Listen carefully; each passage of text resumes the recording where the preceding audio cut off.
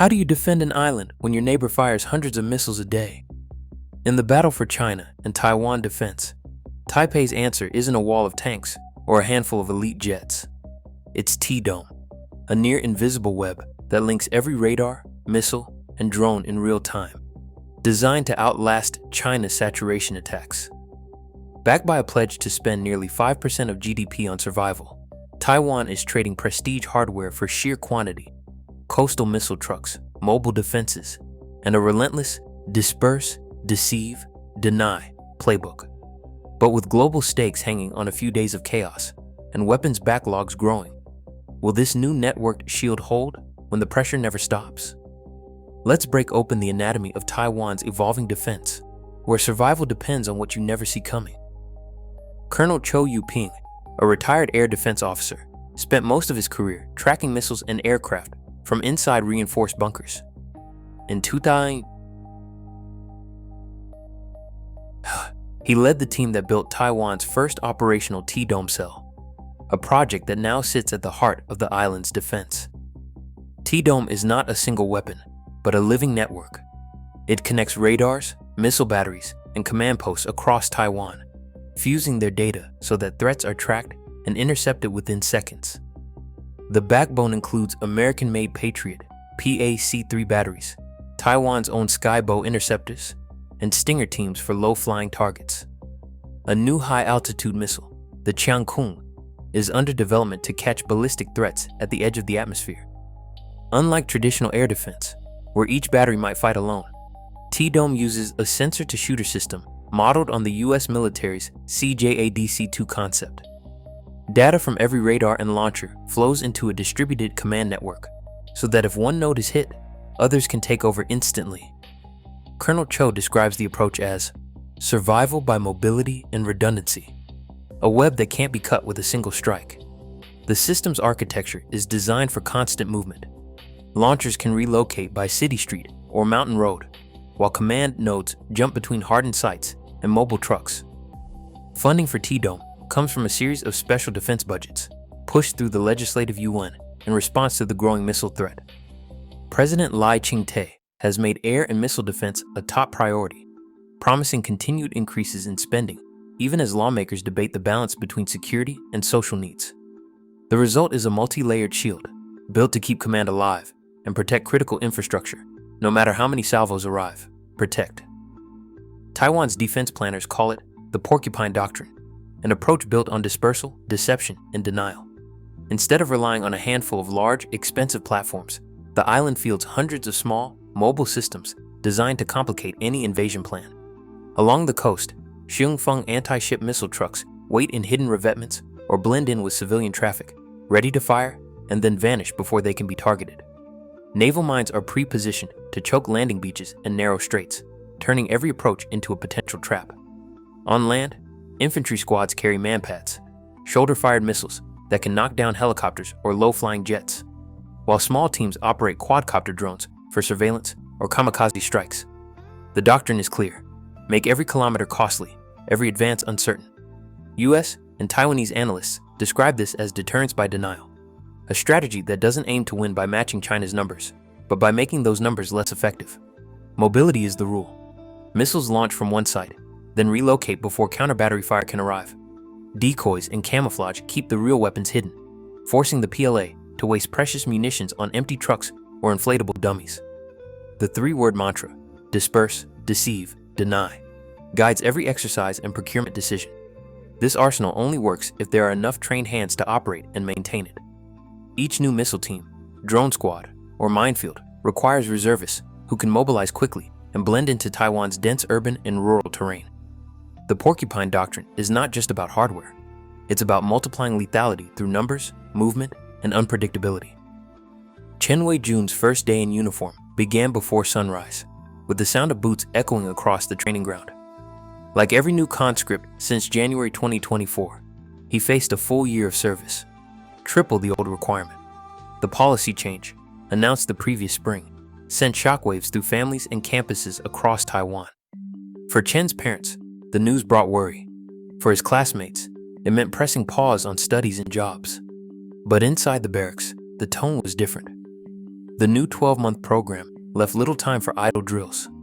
Days started with urban combat simulations, clearing rooms, laying wire, and rehearsing evacuation routes through subway corridors. Instructors drilled recruits on bunker maintenance and rapid fortification, teaching them to turn metro stations and schools into fallback positions. By the 4th month, Chen's unit rotated through Taipei's underground, practicing maneuvers that mirrored city defense scenarios broadcast from Ukraine. The curriculum now included drone spotting, first aid under fire, and logistics for moving supplies across blockaded streets. After graduation, Chen joined a local urban defense unit, one of hundreds assigned to neighborhoods across the island. These reservists trained to mobilize on short notice, blending into the city's daily life until called. Conscription, once seen as a burden, has become a pillar of Taiwan's distributed defense. Each new cohort adds depth where it matters most, holding ground, keeping supply lines open, and making sure no single strike can break the chain. For the planners in Taipei, every trained conscript is another layer in the island's shield. For Chen, it's a year that turned worry into resolve. Inside the shipyard at Kaohsiung, the first of Taiwan's new indigenous submarines, Haikun, completed sea trials in June 2005, but the project remains under a microscope. Minister Wellington Koo, pressed by lawmakers, described the delivery schedule as extremely challenging. The submarine's final acceptance tests, full-depth dives, emergency surfacing, and live fire drills are still underway.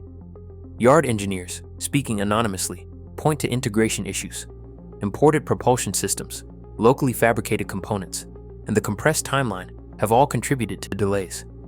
The follow-on boat, originally set for 2027, now faces a slipping launch date, with half its budget frozen until Haikun proves itself at sea. Beneath the headlines, Taiwan's broader procurement pipeline is also strained. The U.S. foreign military sales backlog stands at over $21.5 billion. That figure covers everything from F-16V upgrades to missile stockpiles, but delivery dates keep drifting.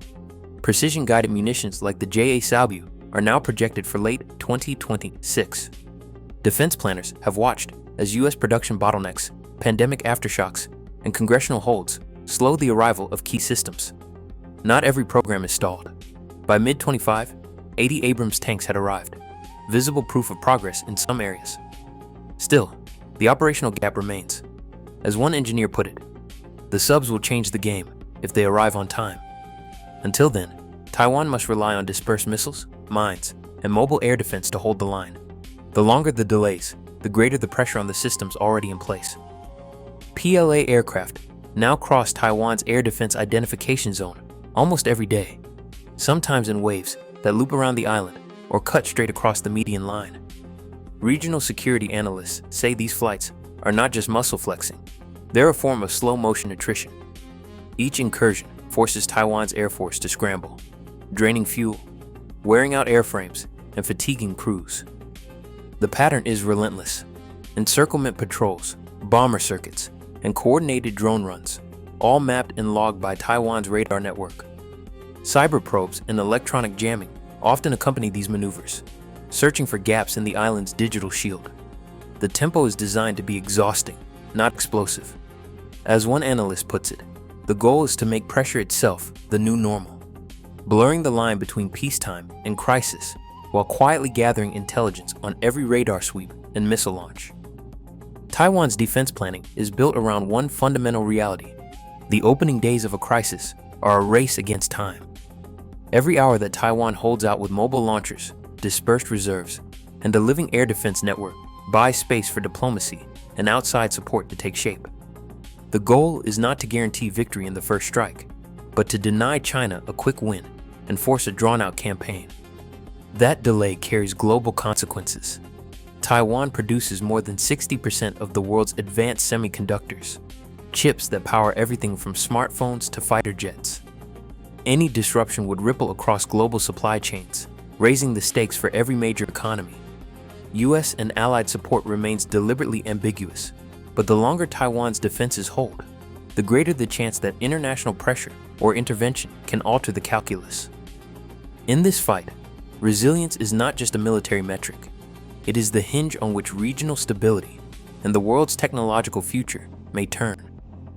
As of mid-2025, Taiwan faces a $21.5 billion backlog in U.S. arms deliveries, with 80 Abrams tanks received but key munitions delayed until at least 2026. The T-Dome network, combining Patriots, Skybow, and Stinger systems, now forms the backbone of Taiwan's air defense, financed by special budgets and a targeted increase toward 5% of GDP by 2030. Conscription is back to 12 months, bringing new reserves into a doctrine focused on dispersal and denial. Yet, the effectiveness of these reforms against daily PLA air and naval pressure remains partly unknown, as classified data on Taiwan's full readiness and the PLA's operational plans have not been released. What is clear from official records and on-the-ground footage is that Taiwan's strategy now depends on speed, dispersion, and survivability, instead of a few elite platforms. In the face of sustained external pressure, Taiwan is hardwiring resilience, choosing to make invasion costly and keeping the island's defenses ready, day after day.